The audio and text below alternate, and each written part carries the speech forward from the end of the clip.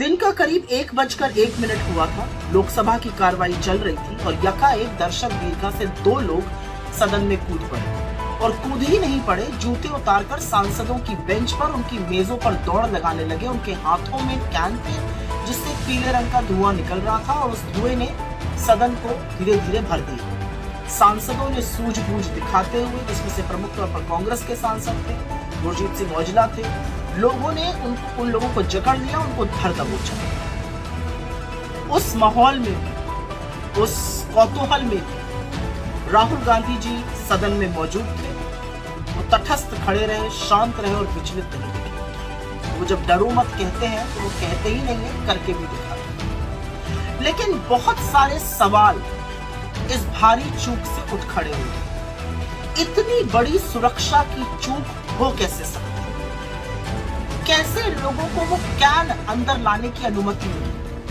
सदन में तो आप फोन तक लेकर नहीं जा सकते दर्शक दीर्घा में, तो कैन लेकर ये लोग कैसे अंदर आ गए? और सबसे पते की बात यह है कि आज से ठीक 22 साल पहले 13 दिसंबर के दिन इस देश के संसद पर आतंकी हमला हुआ था और हर दल के सांसद ने आज उन वीर सपूतों को अपनी श्रद्धांजलि दी जिन्होंने अपनी जान की परवाह किए बिना इस देश के संसद की रक्षा की। आज तो पूरे देश में रेड अलर्ट लगा हुआ है। आज तो सुरक्षा के जो बंदोबस्त है वो और पुख्ता होने चाहिए। तो बजाय पुख्ता होने के 2 लड़के देश के सदन में घुसकर आतंक फैला रहे हैं, अराजकता कर रहे हैं। किसकी जिम्मेदारी है? और उससे भी बड़ी पते की बात यह है कि इनकी जो एंट्री हुई सदन के अंदर, उसका पास बनाने में और उस पास की सिफारिश और हस्ताक्षर किया भाजपा के मैसूर के सांसद श्री प्रताप सिम्हा जी ने। तो उनकी क्या जवाबदेही है?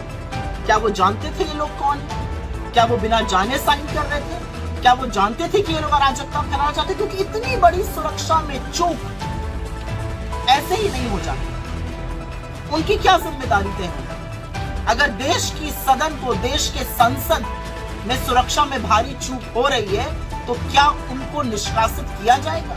क्या उनको एक्सपेल किया जाएगा पार्लियामेंट से?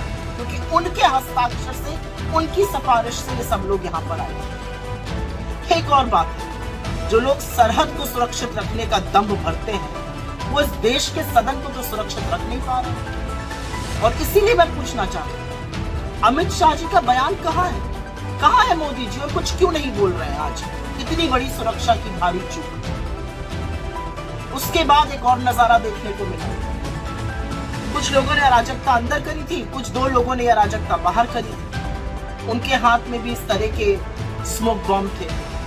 उसको एक पत्रकार ने पकड़ लिया और फिर पत्रकारों का झुंड जो था वो एक दूसरे से जब जुत्था लड़ने लगा कि ये उनको दिखाया जाए। पर ये तो एक साक्ष्य है सुरक्षा ब्रीच का, which is an evidence for the security breach. तो ये कैसे लोगों के हाथ में?